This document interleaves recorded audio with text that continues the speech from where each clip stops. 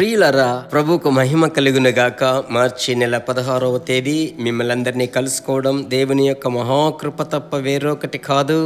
ఇంత మట్టుకు నడిపించిన దేవుడు ఇక మీదట నడిపించబోతున్నాడు. ఆమేన్. ప్రభువుకు స్తోత్రం. అను దినం పరిశుద్ధాత్మునితో అను ఈ క్లుప్త సందేశం, ఈ ప్రవచన వాక్కు, ఈ షార్ట్ మెసేజే అయితే దినమంతా మీ చెవులలో వినబడుతూనే ఉంటుందని నేను నమ్ముతున్నాను. నమ్మకముతో ప్రభువుని స్తుతించి ఈ వర్తమానము వినిన వెంటనే నేను ముగింపులో ప్రార్థిస్తాను కదా, మీరు బాగా స్తుతించి ప్రార్థించి అది తలంచి ప్రభువుకు స్తుతి చెల్లిస్తూ ఉండండి. ఆ దినమంతా ప్రభు పదే పదే జ్ఞాపకం చేసేటప్పుడు ప్రార్థించండి. దేవుడు కృప చూపిస్తాడు. ప్రభువుకు స్తోత్రం. ఈ దినమునకు సంబంధించిన వాక్యం ఎఫెసీ 6:12. ఏలయనగా మనము పోరాడునది శరీరులతో కాదు గాని ప్రధానులతోనూ అధికారులతోనూ ప్రస్తుత అంధకార సంబంధులకు లోకనాథులతోనూ ఆకాశ మండలమందున్న దురాత్మల సమూహములతోనూ మనము పోరాడుచున్నాము. ఆమేన్. మనము రక్షింపబడి యేసయ్య బిడ్డలముగా ఉంటున్నాం. పరిశుద్ధాత్మను పొందుకున్నాము. ఆత్మలో నింపబడి అన్య భాషలు మాట్లాడుతున్నాం. మనలో అనేకులు సేవ చేస్తున్నారు. సేవకులకు సహకారులముగా ఉంటున్నాము కదా. అయినప్పటికీ మీలో ఒక ప్రశ్న, ఎందుకు ఈ పోరాటం, ఎందుకు ఈ సమస్య? ఇక్కడ వాక్యం ఏమని సెలవిస్తుంది? దేవుని బిడ్డలారా, పోరాటం మనకు ఉంది. యేసురాజు అదే చెప్పాడు కదా, లోకములో మీకు శ్రమ కలుగును, ఆయనను ధైర్యము తెచ్చుకొనుడి, యేసు అను నేను లోకమును జయించాను. అలాగైతే ఈ దినం ఈ వాక్యం మీ ఎదుట ఎందుకు వస్తుందంటే, పోరాటం వచ్చినప్పటికీ మీరు మునిగిపోయే వ్యక్తులు కాదు, మీరు జయము పొందుకునే వ్యక్తులు. ఆ తరువాత పోరాటములో జయము పొందుకునేటప్పుడు మీరు ఇంకా బలశూరులుగా మారుదురు. విశ్వాసములో, ప్రార్థనలో, ధైర్యములో ఇంకా బలవంతులుగా మీరు మారెదరు.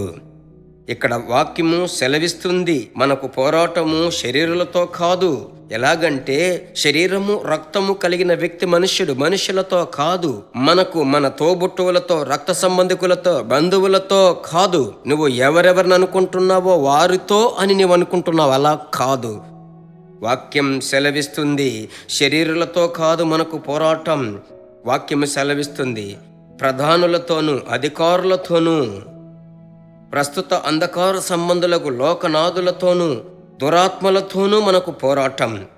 ప్రార్థించకూడదు, బైబిల్ చదవకూడదు, సువార్త ప్రకటించకూడదు, ప్రభువుతో నడవకూడదు, ప్రభు యొక్క రాజ్యమునకు ప్రయోజనకరముగా ఉండకూడదు, సేవకు ఇవ్వకూడదు, సేవకుల కొరకు ప్రార్థించకూడదు.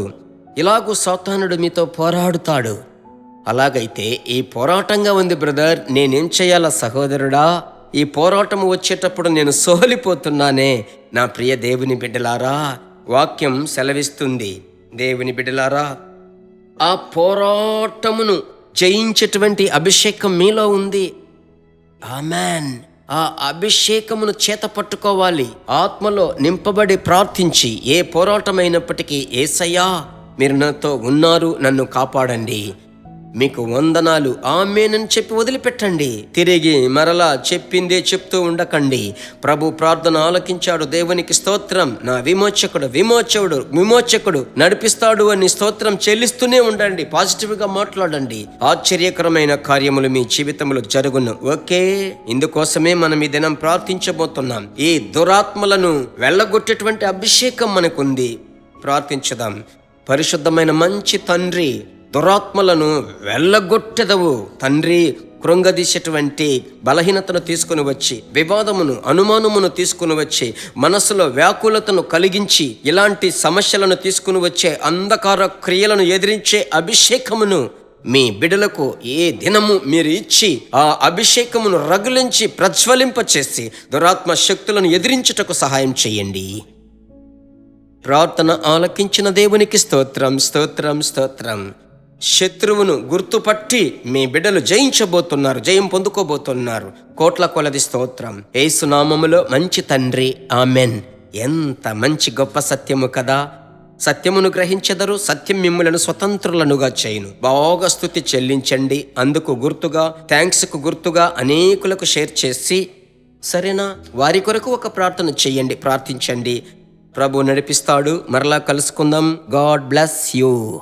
దేవుని బిడ్డలారా, ఈ వర్తమానము మీకు మిక్కిలి ఆశీర్వాదకరముగా ఉందని మేము నమ్ముచున్నాము. ఇంకనూ మా వర్తమానములను విని ప్రభువులు ఆశీర్వదింపబడుటకు జీసస్ మీట్స్ మినిస్ట్రీస్ అను మా యూట్యూబ్ ఛానల్ ను సబ్స్క్రైబ్ చేయండి. మరియు మా ప్రార్థన సహాయముకై మీరు సంప్రదించవలసిన మా ఫోన్ నెంబర్ 9841425236 మరియు 72954663. Email gpsrobinson@hotmail.com. ప్రభు మిమ్మును ఆశీర్వదించునుగాక.